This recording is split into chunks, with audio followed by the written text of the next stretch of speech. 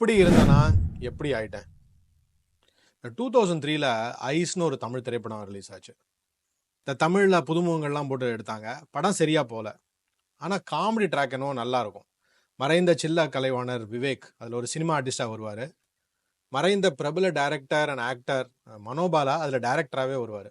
அதுல ஒரு சீன் வரும்.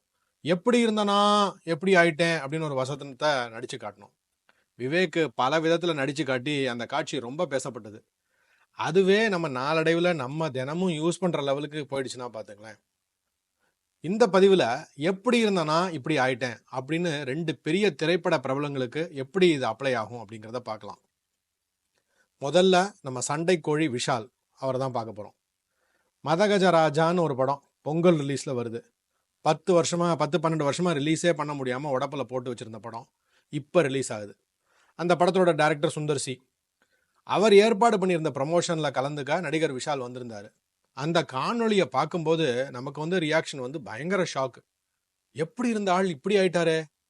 மைக்கு பிடிக்கும்போது கையெல்லாம் நடுங்குது, கண்ணில் தனித்தனியா வருது, முடியெல்லாம் என்னவோ மாதிரி இருக்கு. டக்குன்னு ஏஜ் ஆற மாதிரி ஆயிட்டாரு. வைரல் ஃபீவர்னு சில பேர் பேசுறாங்க, நர்வ் ப்ராப்ளம்னு சொல்றாங்க. சில பேர் ஓவரா எக்ஸசைஸ் பண்ணா அப்படிதான் சார் வரும் அப்படின்னு சொல்றாங்க. சில பேர் அவர் ட்ரிங்கிங்னால வந்தது அப்படிங்கிறாங்க. பொம்பளை சமாச்சாரம் அப்படின்னு சில பேர் கண்ணா பின்னான்னு பேசுறாங்க. இன்னும் சில பேர் இந்த அவன் இவன்ல ஒரு ஸ்குவிண்டையா கண்டினியூஸாக நடிச்சாரு. அதில் இந்த சிவியர் ஹெட்டேக்கு ஐ பெயின் வந்ததாகவும் அதனால மஸ்குலர் இன்ஜுரி ஆயிருக்கலானும் அப்படின்னு சொல்றாங்க. ஆனால் அது நடந்தது 2011ல். அப்படின்னா 14 வருஷமா கஷ்டப்பட்டுட்டு இருக்காருன்னு ஒரு கேள்வி வருது. எது எப்படியோ நமக்கு பக்குன்னு இருந்ததும் ஐயோ பாவம்னு தோணினதும் வாஸ்தவம். மார்க் ஆண்டனியில் கூட ஏதோ ஒரு இன்ஜுரி அடிபட்டதுன்னு கூட சொன்னாங்க. அவரோட கேரியர் அண்ட் பர்சனல் லைஃப் ஒரு பெரிய சீசா மாதிரி. திடீர்னு மேலே போகும், திடீர்னு கீழே இறங்கும்.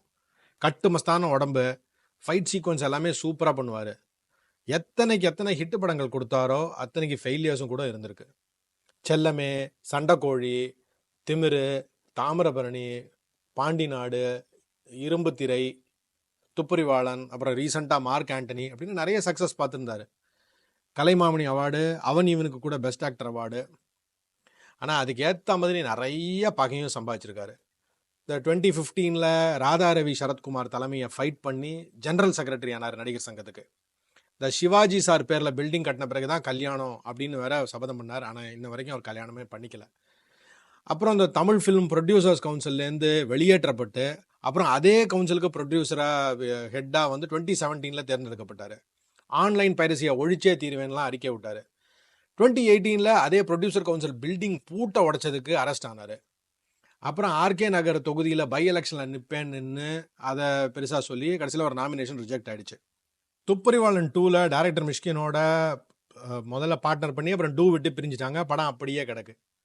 எந்த நடிகரை எதிர்த்தாரோ, அதாவது சரத்குமார் அவரோட பொண்ணு வரலட்சுமியை டேட் பண்ணிட்டு இருந்தாரு.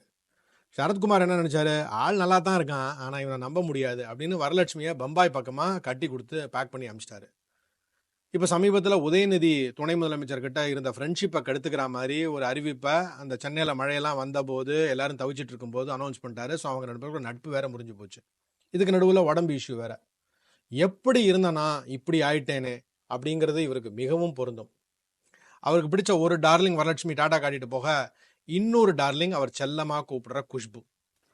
குஷ்புவை பற்றி எல்லாருக்குமே நல்லா தெரியும். சின்ன வயசுலேருந்தே நார்த் இந்தியாவிலேருந்து விட்டுட்டு தமிழ்நாட்டில் செட்டில் ஆயிட்டாங்க. பேர்னிங் ட்ரெயின் அப்படின்னு ஒரு ஹிந்தி படத்தில் சைல்டு ஆர்டிஸ்டாக அறிமுகமாகி தர்மத்தின் தலைவன், வருஷம் 16 அப்படின்னு தமிழ் அறிமுகம் ஆனாங்க. அதுக்கப்புறம் அவங்க she has not looked back. Kizhakku Vaasal, சின்ன தம்பி, அண்ணாமலை, வெற்றி விழா, மைக்கேல் மதன காமராஜன், நடிகன், நாட்டாமை அப்படின்னு இந்த லிஸ்ட் கீப்ஸ் கோயிங் ஆன். எங்கள் டைம்லலாம் நடிகைகள்லாம் ரொம்ப ஒல்லியாக இருந்தால் நாங்கள்லாம் ரிஜெக்ட் பண்ணுவோம். ஃபேன் ஃபேவரட், ஃபேன் டார்லிங்னா குஷ்பு தான். ஒரு குட்டி செட்பேக் கூட அவங்களுக்கு லக்கியாக தான் அமைஞ்சது.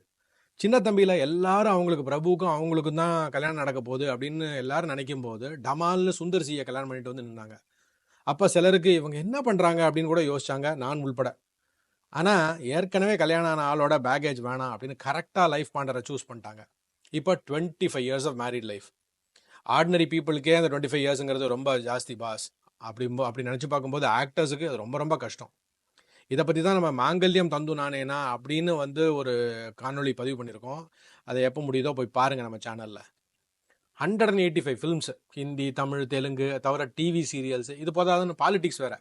4 வருஷம் டிஎம்கே, 6 வருஷம் காங்கிரஸ், இப்போ 4 வருஷமாக பிஜேபி. எஸ்வி சேகர், ராதா ரவி, கமல் இவங்களெல்லாம் கூட கட்சி விட்டு கட்சி மாறும்போது கேலி பண்ணுவோம். ஆனால் இவங்களா நாட் ஸோ மச். அதுக்கெல்லாம் ஒரு முகராசி வேணும். விஷாலுக்கு வயசு ஏறிக்கிட்டே போகிற மாதிரி தெரியுது, ஆனால் குஷ்புக்கு குறைஞ்சிக்கிட்டே இருக்கிற மாதிரி தெரியுது. அந்த முகம் மேலே மேலே ஜொலிச்சுக்கிட்டு இருக்கு. இப்போ பார்த்தீங்கன்னா நாளுக்கு நாள் சின்ன பொண்ணு மாதிரி ட்ரிம் ஆகிட்டே போகிறாங்க. She looks healthy and beautiful. வேற எந்த ஸ்டாருக்கு சார் உலகத்தில் கோயில் கட்டியிருக்காங்க, பாட்டு பாடியிருக்காங்க? எம்ஜிஆர் இட்லி உண்டா, சிவாஜி இட்லி உண்டா? ஆனால் குஷ்பு இட்லி உண்டு. ஆக மொத்தம் ஃபிசிக்கலாக எப்படி இருந்த குஷ்பு இப்படி ஆயிட்டாங்க. Amazing transformation. இப்படி ஒவ்வொருத்தரும் எப்படி இருந்த இருவரும் இப்போ 10 வருஷம் கழிச்சு மீண்டும் இணைகிறாங்க. மதகஜ ராஜா 10-12 வருஷமா ரிலீஸ் ஆகாத படம் இப்போ ரிலீஸ் ஆகுது பொங்கலுக்கு. இந்த கேம் சேஞ்சர் சங்கர் இயக்கிற படத்துக்கு தடை உத்தரவு வரலான்னு வேற பேசிக்கிறாங்க. அது ஒரு தனி ட்ராக்ல அந்த ஒரு கான்ட்ரவர்சி ஒன்று ஓடிட்டு இருக்கு. அப்படின்னா பொங்கலுக்கு மதகஜ ராஜாக்கு 1 less movie to compete against. விஷாலை பிடிக்காதவங்க கூட இவருக்கு இப்படி இருக்குன்னு தெரிஞ்சு போய் பார்த்து சப்போர்ட் பண்ணலாம். அதுவே படத்துக்கு பெரிய வெற்றியாக அமையலாம். அமையட்டும்.